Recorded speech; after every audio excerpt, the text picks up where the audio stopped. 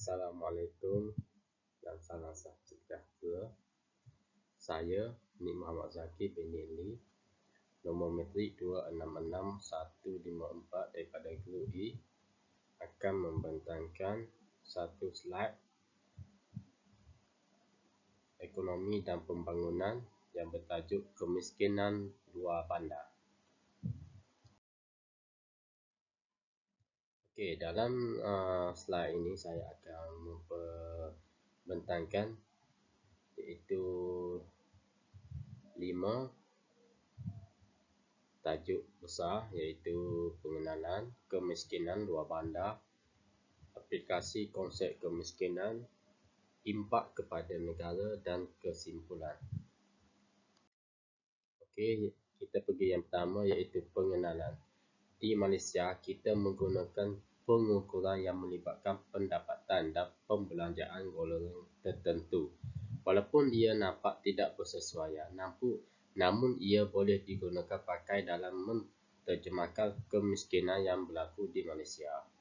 Rajah 1 menunjukkan bajet 2022 di bawah Bantuan Keluarga Malaysia yang mensasarkan pemberian tunai kepada golongan terbabit dalam meringankan bebanan kehidupan mereka.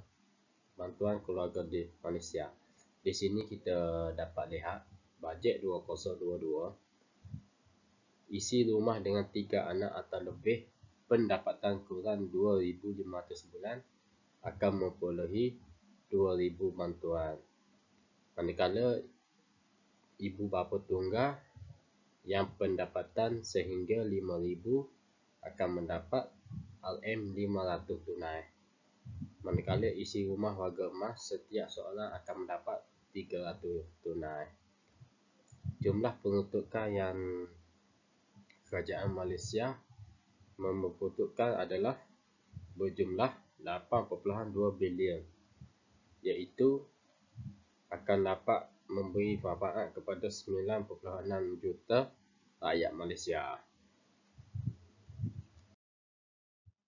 Mereka hidup dalam kemiskinan dan kemiskinan ini membelenggu mereka daripada untuk berubah atau mengubah kehidupan mereka. Pelbagai bantuan yang diberikan seperti mendapatkan rumah kediaman, peluang pelajar, mendapat latihan, kemudahan kepada pelaksanaan negara, pertambahan kepada kemudahan pengangkutan, kesihatan, peluang kepada pekerjaan dan sebagainya antara bantuan yang disediakan. Kemiskinan di Malaysia dikelaskan kepada kemiskinan mutlak dan kemiskinan relatif. Di sini kita dapat melihat graf kemiskinan mutlak mengikut negeri. Eksiden kemiskinan mutlak mengikut negeri.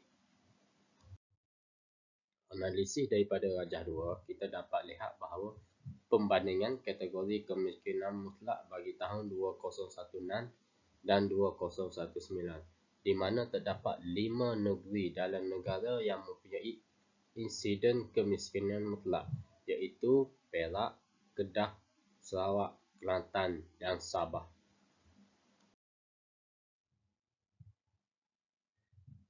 Kemiskinan luar bandar.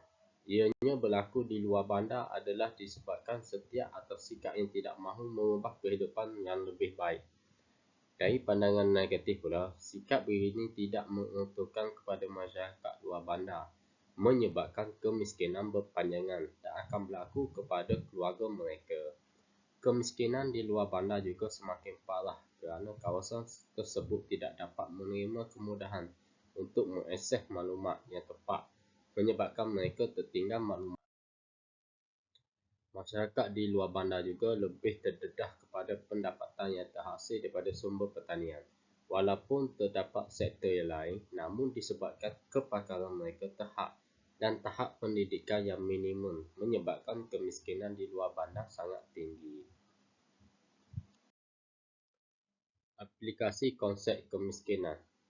Dari gambar rajah, dari gambar kita dapat melihat anak-anak Zakaria di luar pondok mereka berhampiran sebuah lombong dekat Gambang, Pahang. Wajah 4 menunjukkan kemiskinan masih berlaku di Malaysia, di mana masih terdapat lagi kemiskinan tegar di kalangan penduduk. Walaupun pelbagai usaha telah dilakukan, namun kerajaan juga terpaksa mengambil langkah yang konsisten dalam menangani masalah tersebut. Kehidupan di luar bandar masih melibatkan kehidupan yang tidak membantu keberlangsungan hidup sepenuhnya, kerana kehidupan di kawasan luar bandar, selain mereka terlibat dengan sektor pertanian, masih ramai lagi yang menjalankan pekerjaan secara bermusim seperti tukang rumah, pegawai getah dan petani. Selain itu, tahap pendidikan yang tidak dapat membantu untuk memperolehi pekerjaan yang lebih baik di luar bandar. Menurut kajian oleh Tahir 2019 membuktikan bahawa perubahan dalam memajukan industri kecil dan sederhana iaitu IKS di kalangan wanita luar bandar adalah sangat baik. Ini kerana ia dapat menghasilkan ramai usahawan desa yang berjaya. Malah ia juga akan membuka lebih banyak peluang pekerjaan kepada masyarakat setempat. Dengan kemahiran, golongan belia luar bandar dapat menjalankan perniagaan dengan mempromosikan hasil perniagaan mereka ke dunia luar. Ia juga dapat membantu mendapatkan pendapatan. Impak kepada negara. Kemiskinan yang berlaku semakin meningkat juga akan memperuntukkan pertumbuhan ekonomi negara kerana rakyatnya miskin dan tidak mampu untuk merancangkan pertumbuhan ekonomi negara itu sendiri. Kesediaan masyarakat luar bandar untuk mengambil peluang yang disediakan juga memberi impak kepada perkembangan ekonomi negara kita.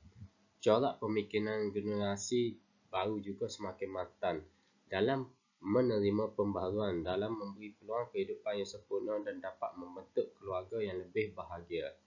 Kadar kemiskinan yang berlaku di Malaysia boleh meningkat selari dengan peningkatan kos sara hidup akibat perubahan situasi yang mengesan pada golongan masyarakat. Kesimpulan, kemiskinan yang terdapat di luar bandar adalah kerana peluang pendidikan yang jauh lebih rendah berbanding di bandar. Selain itu juga menyebabkan mereka sukar mendapat pekerjaan yang lebih baik. Di samping mereka juga tidak mempunyai kemahiran dalam melaksanakan pekerjaan yang lebih mencabar. Kerajaan juga mengambil inisiatif dengan memperkenalkan rumah mampu milik kepada golongan ini dengan kadar yang lebih rendah, mengurangkan masalah birokrasi semasa permohonan berlaku. Kesimpulannya, kerajaan telah memperkenalkan banyak program, memberi inisiatif dan pelaksanaan dasar bagi memberi keselesaan yang maksimum kepada golongan B40. Golongan B40 merupakan golongan yang memerlukan bantuan, namun pada masa yang sama mereka terus melengkapkan keluarga mereka ke arah mempunyai pendapatan yang lebih baik. Pihak kerajaan juga perlu seimbang dengan segala bantuan yang disalurkan agar kawasan di luar bandar juga mempunyai bantuan yang sama masyarakat di tempat lain. Sekian daripada saya. Assalamualaikum. Terima kasih.